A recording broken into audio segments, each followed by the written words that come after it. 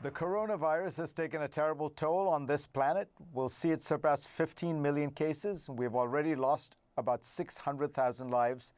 For decades, if not centuries, historians will be writing about the effects of this pandemic, other than illness and death, the good, the bad, the ugly. The French philosopher Bernard-Henri Lévy has been thinking all about this in real time. He has a new book coming out called The Virus in the Age of Madness, and he joins me now. Bernard, welcome. First, explain why you call this an age of madness. Because we are living in an age of madness. You have some people, like, alas, the President of the United States, who act in a completely mad way by denying the reality. Trump refuses to wear a mask, but he puts a mask on reality. He masks the real state of the country. On the other side, you have also some people who overreact and who are ready to completely renounce their civil rights, their civil liberties, if they can exchange them against a guarantee of safety, which is also mad. So I have the feeling that we are surrounded in this coronavirus affair by a competition of madnesses. Do you agree with the Irish columnist Fintan O'Toole, who said, the world has had many reactions to America over the decades, anger, fear, but we are now seeing a new one, which is pity. The world is pitying America. The world is expecting now nothing for America. This is the most sad situation ever. The rest of the world expects nearly nothing.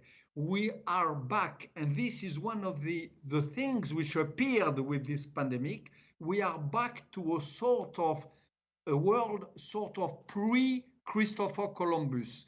We are in a world where it is as if America did not exist any longer. This is so weird. When you see the world from Europe, or again from India, or again from Hong Kong, or from Ukraine, where I was recently also, or from Kurdistan, you have the impression that America withdrew so much that she is no longer an actor anymore. And the result is that those bad guys, those human rights offenders who are Putin, Xi Jinping, Iranian leadership, and ISIS and others move forward. Where are they? Moving forward more and more. And they did take advantage of the pandemic to move on and on. And personally, when you look at it, Bernard, as somebody who's thought a lot about philosophy and moral philosophy, has this pandemic brought out the best in human beings, the worst in human beings? Has it made us more selfish, more aware of the plight of others? How do you see it? Alas, I would say that selfishness has increased. It is evident for those who deny the pandemic. They don't care about the deaths, which is the biggest selfishness possible. They don't care. Production has to continue, and they send the deads to hell. But on the other side, I see in these safe bubbles which are built here and there, where the biggest concern is not to be offended by the opinion of the other. There is a sort of new blindness and new deafness which rises and which cuts us from the rest of the world.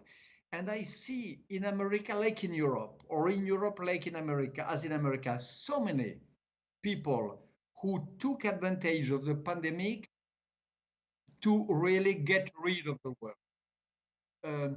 This is also what is happening today if we don't care.